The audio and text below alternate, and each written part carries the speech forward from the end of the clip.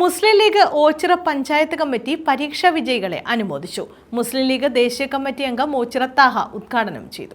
മുസ്ലിം league Ochira panchayat കമ്മിറ്റിയുടെ നേതൃത്വത്തിലാണ് SSLC, CBSE, +2, B.Ed പരീക്ഷകളിൽ മികച്ച വിജയം നേടിയവരെ അനുമോദിച്ചത്.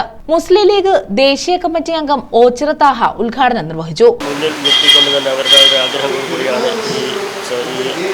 അവാർഡുദാന ചടങ്ങുകൾ സ്ഥിരമായി നടത്തണം എന്നുള്ളത് അങ്ങനെയാണ് ഇവിടെ ഇന്ന് പരിപാടി നടത്തപ്പെട്ടുകൊണ്ടിരിക്കുന്നത്.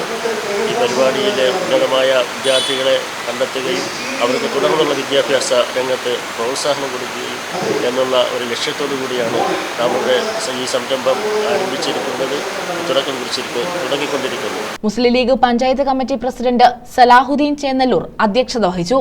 മണ്ഡലം പ്രസിഡന്റ് തൊടിയൂർ താഹ മുഖ്യപ്രഭാഷണം നടത്തി.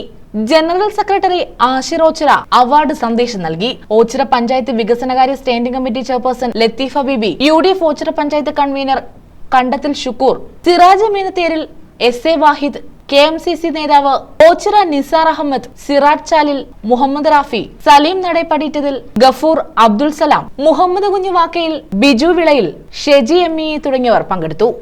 നിരവധി അനവധി സ്കോളർഷിപ്പുകൾ മിടുക്കന്മാരെയും മിടുക്കികളെയും നേടി കാത്തിരിക്കുന്ന ഒരു കാലഘട്ടത്തിലാണ് നമ്മളെ ഒരു സ്കോളർഷിപ്പ് കിട്ടേണ്ട അടിസ്ഥാന കാര്യം എന്താണ്? നമ്മളുടെ മിടുക്ക് തെളിയിച്ച നമ്മൾക്ക് ₹1 ചെലവില്ലാതെ പഠിക്കാൻ പറ്റുന്ന ഒട്ടനവധി സ്കോളർഷിപ്പുകൾ ഇനി ഇന്ത്യ ഗവൺമെന്റ് തരുന്നുണ്ട്. ടാറ്റ ഇൻസ്റ്റിറ്റ്യൂട്ട് പോലുള്ള പ്രൈവറ്റ് സംവിധാനങ്ങൾ നമുക്ക് നൽകുന്നുണ്ട്. അതുപോലെ അസീം പ്രേംജി യൂണിവേഴ്സിറ്റി പോലുള്ള യൂണിവേഴ്സിറ്റികൾ നമുക്ക് നൽകുന്നുണ്ട്.